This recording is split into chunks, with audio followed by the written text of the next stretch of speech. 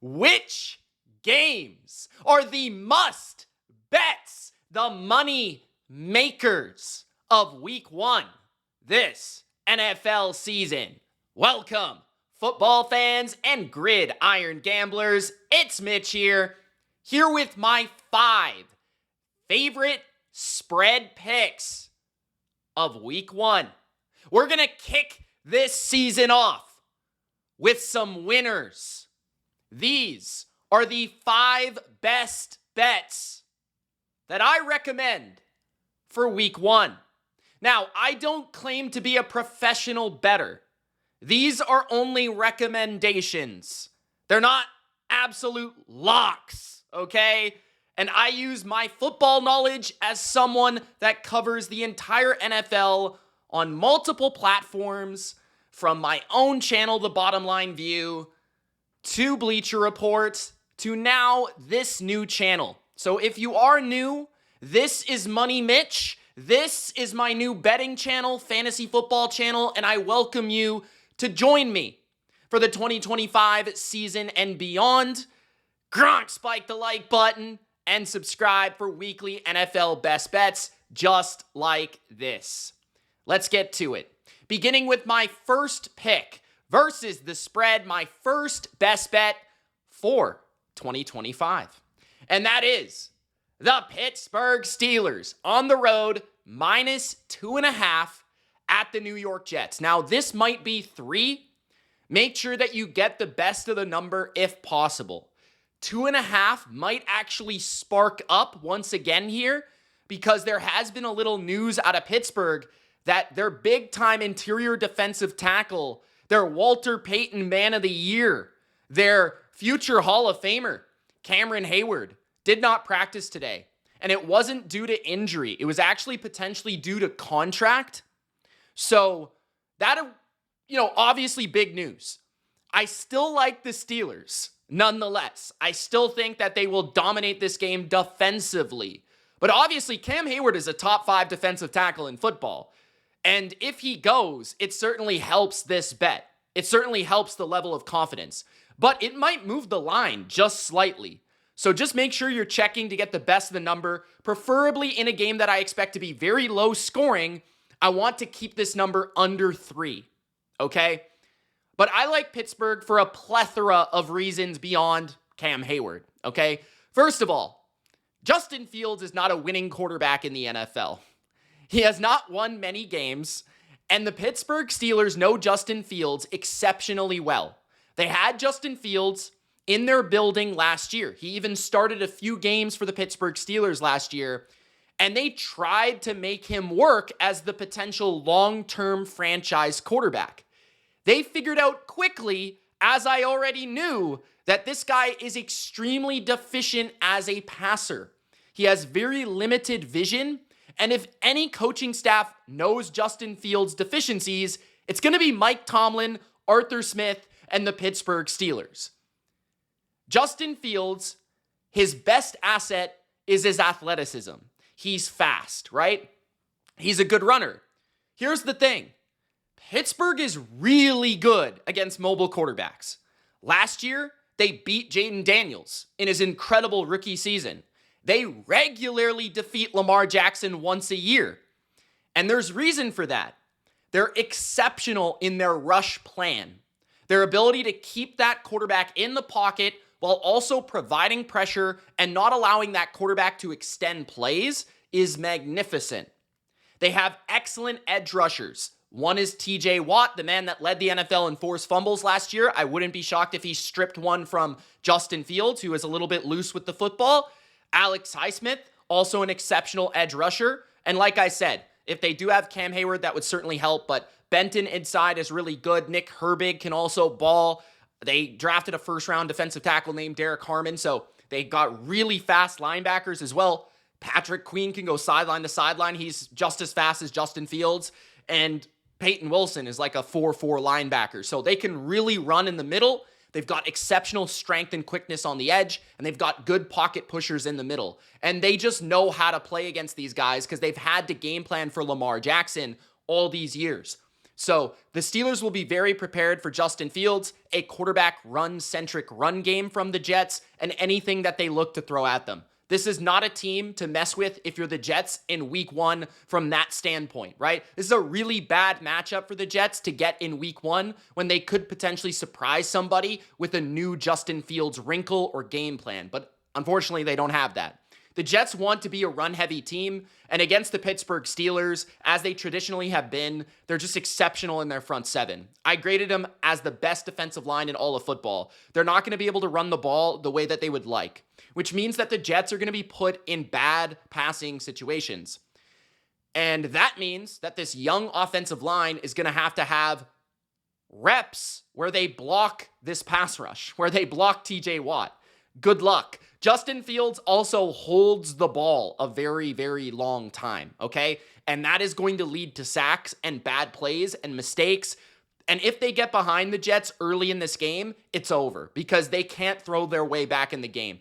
Justin Fields has almost never had a comeback in his entire career. And I would probably make a bet that he has never had an actual comeback in his career because he's not a good drop back passer.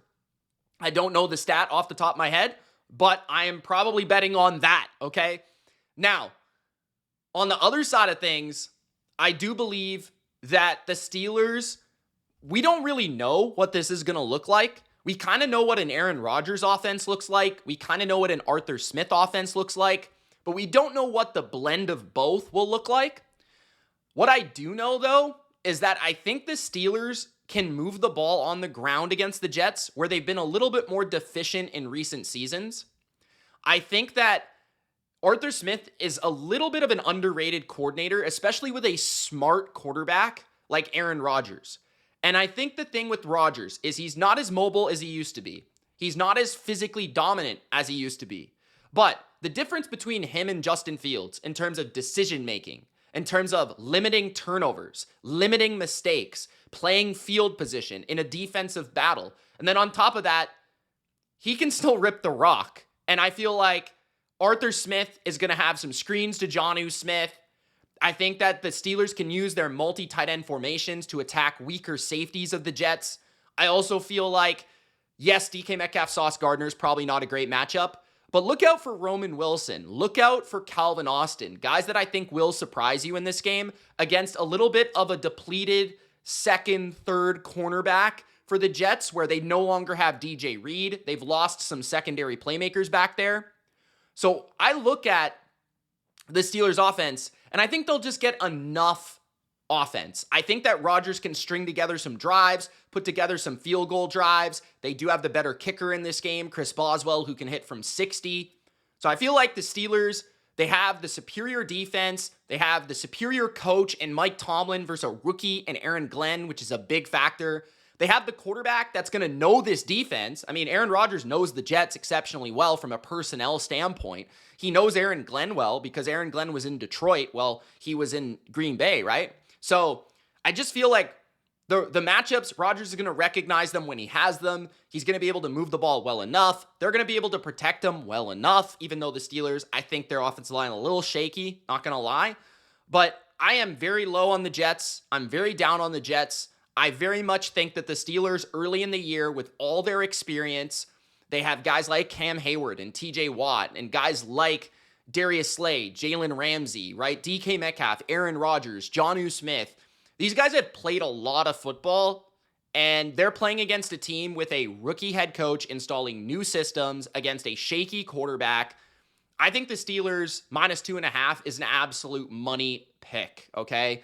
And if you guys are looking for my real bets, like the bets that I'm actually making with my real money, then you can check out my Patreon. It's $5 a month for all of my bets every month. So like $5 for 4 weeks of football. You're getting a pretty good value there if you can make more than $5. So that's pretty good in my opinion. So check that out in the comment section. I'll put it in the pinned comment. I'll also put it in the description. My Patreon is combined with my other channel, The Bottom Line View, if you are new, okay? My second pick, best bet for week number 1 is going to be the New York Giants +6.5 at the Washington Commanders. The Giants played the Commanders really well last year. And I believe the Giants are much better than last year. They're getting 6.5. I would bet either one. So just to give you some flexibility there. Obviously 6.5 if you can get it. That's beautiful. If you can't, I'd still bet 6, okay? Washington won both games last year by under 6 points. 3 and 5. Just to throw that out there, okay? Russell Wilson is an upgrade over Daniel Jones. He's an upgrade over Drew Lock. He's an upgrade over Tommy DeVito, right? He's an upgrade over the Giants quarterback situation of last year. Andrew Thomas is back and healthy on the offensive line. Tyrone Tracy enters year 2. Malik Neighbors enters year 2. Malik Neighbors was darn near unstoppable against the Commanders last year. And why is that? This is at a fundamental level why I like the Giants. Actually, I think their offense is going to have a sneaky good game here because the Commanders like to play man coverage. And first of all, Malik Neighbors is really hard to cover with just about any corner in the NFL in man coverage, but the Commanders do not have great corners, right? So it's rather going to be a rookie in Trey Amos that takes the task, or it's going to be a washed Marshawn Lattimore. Either way, I feel like Malik Neighbors is going to feast. With the other matchups, Russell Wilson played the Commanders last year. He threw not 1, not 2, but 3 touchdowns against the Commanders. Not a ton of yards, but touchdowns. Because the Commanders will give up big plays because they play a lot of man coverage. And Russell Wilson, if he's good at anything, he can throw the deep ball, right? He's got that moon ball. He also can scramble a little bit, buy a little extra time to get outside the pocket and ad lib, right? And he can scramble every once in a while. Like against man coverage, Russell Wilson is still a decent quarterback because it's easy for him to read. It's easy for him to decipher. He can drop back and find his matchup, and he can still throw a good, accurate ball. Russ is a little bit worse when it comes to he holds the ball a little bit when he has to read an entire field and read an entire offense and be a true drop back assassin. He's not quite the best at slicing and dicing at this point, especially because he's never been great in the middle of the field. So I actually think that Russ is better suited to play this style or this, type of defense. And the Commanders are not a great defense in general. They have weaknesses against the run, which they struggled last year, so I think Tracy could have some success. I feel like their pass rush is not one of the better ones in the NFL. They're counting on an old Von Miller. They have a generally old defense. Bobby Wagner, Frankie Louvu, right? Deron Payne, Dietrich Wise. Like, they have a generally old defense. Marshawn Lattimore. So I look at the Giants, and obviously, I haven't even mentioned their defense, which that's a crucial element of this matchup against the Commanders because you need to be able to stop Jaden Daniels. Well, the Giants might have the most ferocious pass rush entering the NFL this year. Like, they have Dexter Lawrence, the best nose tackle in football. Brian Burns, a top 15, being kind of being a little conservative. Top 15 edge rusher. Abdul Carter, who is arguably a generational prospect as an edge rusher, and he is freakishly fast, so he can certainly run down Jaden Daniels. They do have, Bobby Okereke at linebacker, who's very fast and agile, and they do also have Kayvon Thibodeau, Chauncey Golston. They've got a very good front seven. They've got a very good pass rush against a new offensive line, a new look offensive line, right? So the Commanders are going to have to be piecing together a new look offensive line. They're piecing together a new look backfield. Brian Robinson gone, Bill in the backfield now for the Commanders.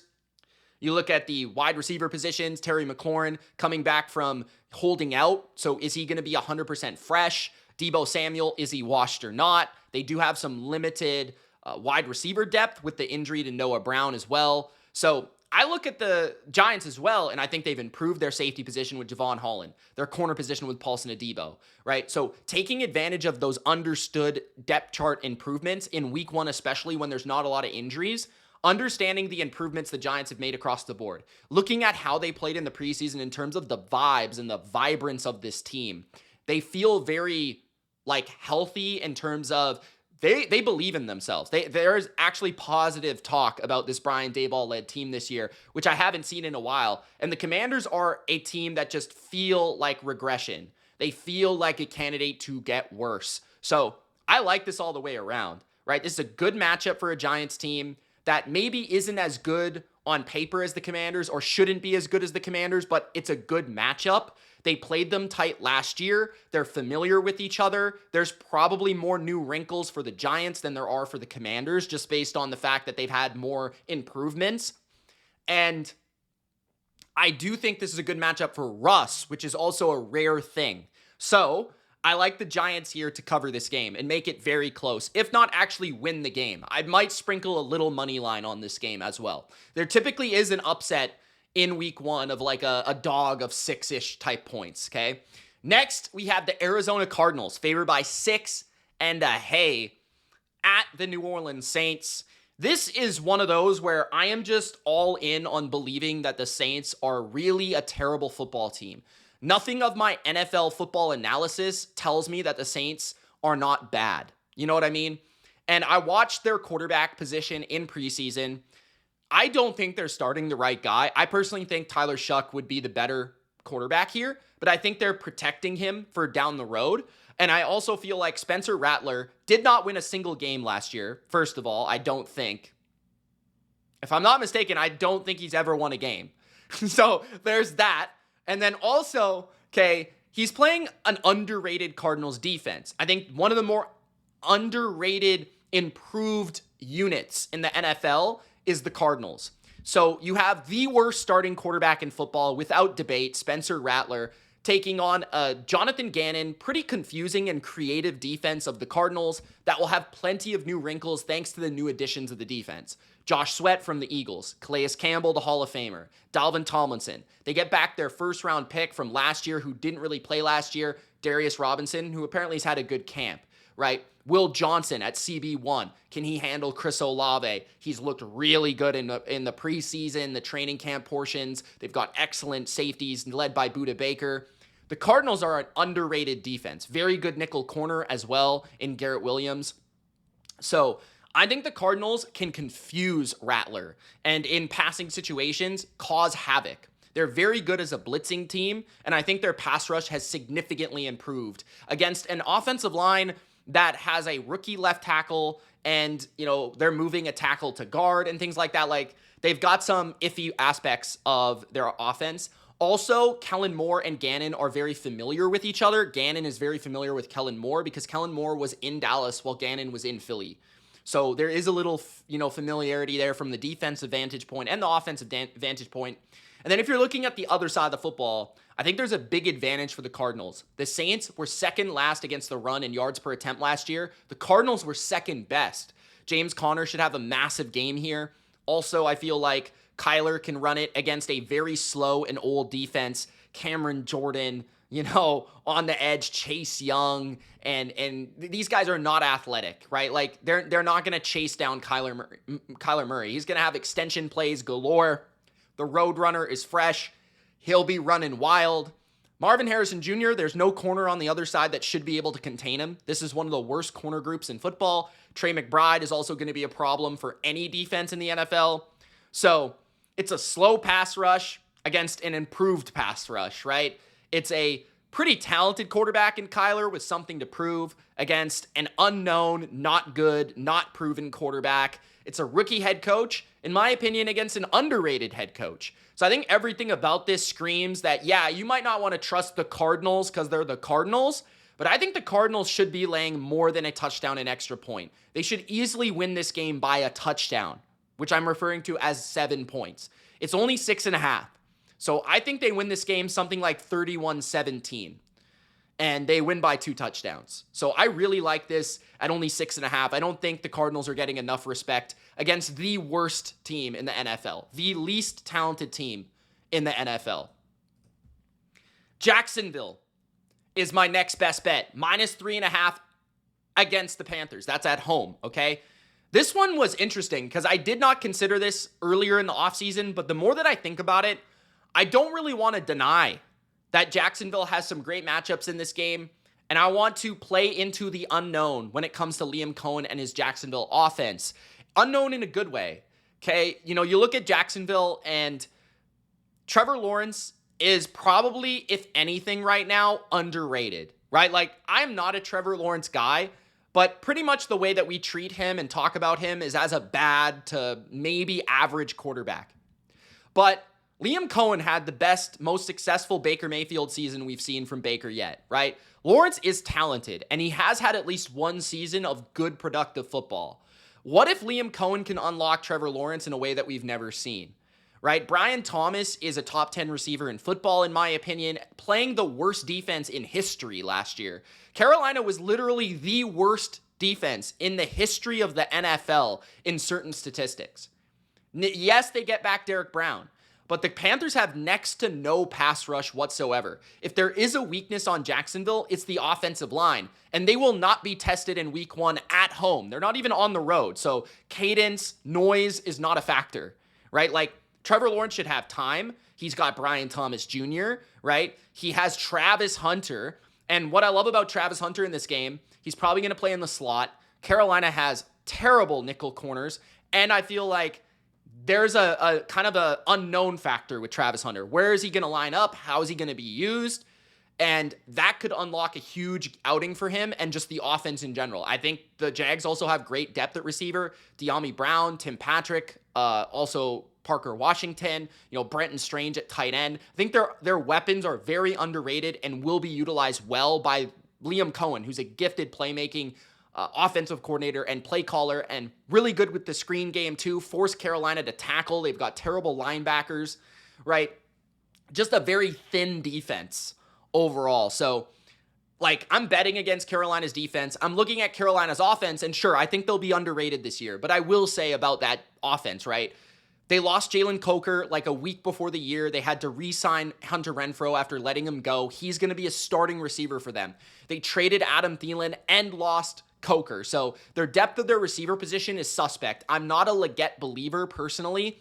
And McMillan's playing his first ever NFL game against a pretty talented corner in Tyson Campbell if the Jags choose to match up with McMillan. I feel like Campbell can hold his own when he's healthy. Now, I also think Jacksonville has underrated cornerbacks, right? Jarrian Jones is pretty solid, and I also think that Jordan Lewis was a really nice signing to upgrade that nickel position. So I look at Jacksonville, I think they have the perimeter advantages. I would also say that Carolina likes to run the ball, but that's the area of strength for Jacksonville, right? They've got good linebackers in Oluokun and Lloyd. They do, I guess, have some issues with their D tackles, but Armstead and Hamilton aren't too bad. I think they've increased their depth of their defensive front, and Josh Hines Allen, and Trayvon Walker can really get after Bryce Young in this game and make life difficult. And honestly, Bryce just doesn't have great weapons. I don't think he's going to be able to keep up on the road. He does have some offensive line injury concerns potentially here as well. So I just think Jacksonville is made to win this game by around at least a touchdown. I could see a 31-21 win. I could see a 30-20 win. I could see a 27-20 win. This game feels a little bit higher scoring, but I do think Jacksonville should be able to pull away, especially in a weird place to play early in the year with the humidity and the swampy feel of Jacksonville. So I like Jacksonville in week 1. I think they'll provide themselves in week 1 to be a underrated kind of upside team for the rest of the season. Well, I just feel like Carolina is way too weak defensively. And with their offensive questions, I can't really back them or really even not bet against them this week. The fifth and final best bet, which I would say is my least confident, but I do like it. I mean, I like the Lions. A lot of people like the Packers, so it kind of, is persuading me to maybe lay off the Lions, but nothing about the matchup on the field tells me not to go with the Lions. The Lions are getting points, 2.5 points, against a team that they have dominated in recent years. I think they've won 5 of the last 6 games, if I'm not mistaken. They beat the Packers in Lambeau last year. They beat the Packers at home last year in a game that a lot of people thought the Packers would win, including myself, because that was a game where the Lions had no defense whatsoever. And Jared Goff is an exceptional early season quarterback. He's 8-0 against the spread in week 1 of his career. 8-0, okay? I understand that they don't have Aaron Glenn and they don't have Ben Johnson, but if anything, these coaches are familiar with the offense and defensive scheme. They're in-house hires, and I don't think that the creativity level of the offense and defense will be felt until bigger games down the road later in the season. I actually project the Packers to be better than the Lions in December, in January, but not in September, where talent matters more, continuity and chemistry matters more, health right out of the gate. Now, the Lions are missing defensive tackle, Aleem McNeil, but other than that, right? The Packers, I'm concerned about their playmakers because Jaden Reed, their slot receiver, really talented player, has a foot issue. So he's playing with that issue, okay? Christian Watson is out for the first 5 to 6 weeks. This is important to understand because Watson has been by far the Packers' best man coverage beater. And without him, they've struggled to separate from man coverage. Now, they did draft Matthew Golden out of Texas, and I could see him having success, right? But the Lions are going to play man coverage. They're going to press. They're going to get in the face of the Packers receivers, and they're going to force Jordan Love to make pinpoint accurate timing throws with rather a rookie that he doesn't have much rapport with because he's been injured throughout training camp, Jordan Love, dealing with something with his hand. And also, they're going to force these guys to separate and not allow Matt LaFleur to just scheme up zone beaters all day. Reed is not a good man coverage beater, and now with the foot issue, he's probably going to be even worse. You're probably going to see more wicks in this game, if anything. Dobbs isn't a great route runner in general. He's more of a ball winner type. And I look at the Detroit corners, and I think they have the advantage. DJ Reed against Golden, a good corner. Amik Robertson is an exceptional quick slot guy who's really feisty. He did great against Jefferson last year. And then you've got Teron Arnold, who does hold a little bit, but he's very physical. And that's a good matchup for Romeo Doubs. So I think the Lions are very well suited to take on the Packers from that standpoint. Brian Branch can cover Tucker Kraft, who's a good tight end. And the Lions don't really get ran on all that much. So Josh Jacobs should have some success. This is a really good run game and a good running back. But I don't see them being able to just dictate the game on the ground. On the flip side, and Aiden Hutchinson's back, by the way. And Aiden Hutchinson will probably line up over the left tackle. That's probably the weakness. You'd rather avoid Zach Tom and go against that left tackle. But I feel like on the other side, the Lions have perimeter advantages. Like Nate Hobbs is not covering Jamison Williams. He just can't keep up with him, right? Like whoever they're putting in the slot, whether it be Bullard, whether it be Valentine, Nixon, they're not covering Amon-Ra. You know what I mean? Like Amon-Ra, Jamison, and then now they got this Isaac Tesla kid who can really go.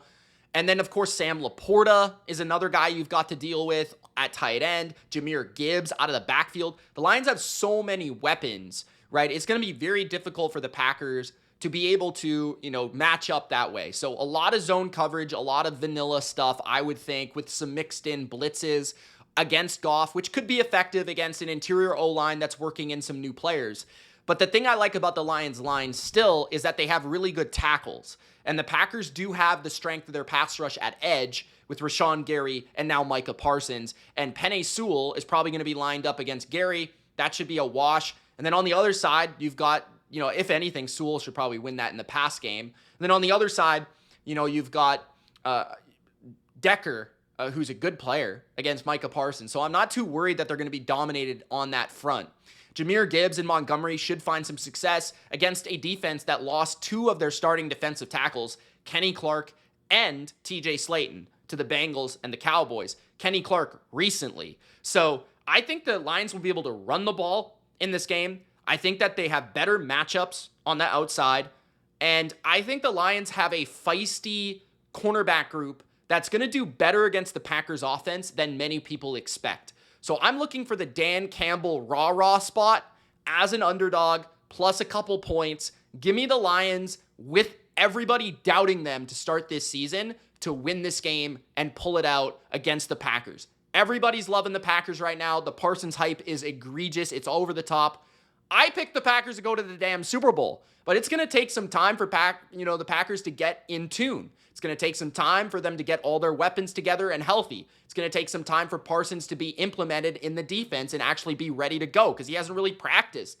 So the Lions plus 2.5 feels like a really good look this week, even if it's my weakest play, I would say, over these 5. So those are my favorite 5 of week 1 of the 2025 NFL season. Those are my best bets for week 1. If you guys want my real money bets, my money Mitch pick of the week, sign up to Patreon. It's $5 a month. As I said, all you got to do basically is use my picks to win more than $5. That's probably going to happen. I can probably guarantee you that. So thank you guys for watching. It's Mitch. Appreciate all of you guys tuning in, and we will see you in the next video A lot of more fantasy stuff and a lot more betting stuff, over-under picks, all that stuff coming soon. Week 2 will be a lot more efficient in terms of our timeline and schedule, but we're starting to get things out here for week 1. Thank you so much for tuning in, and don't forget to subscribe. Peace.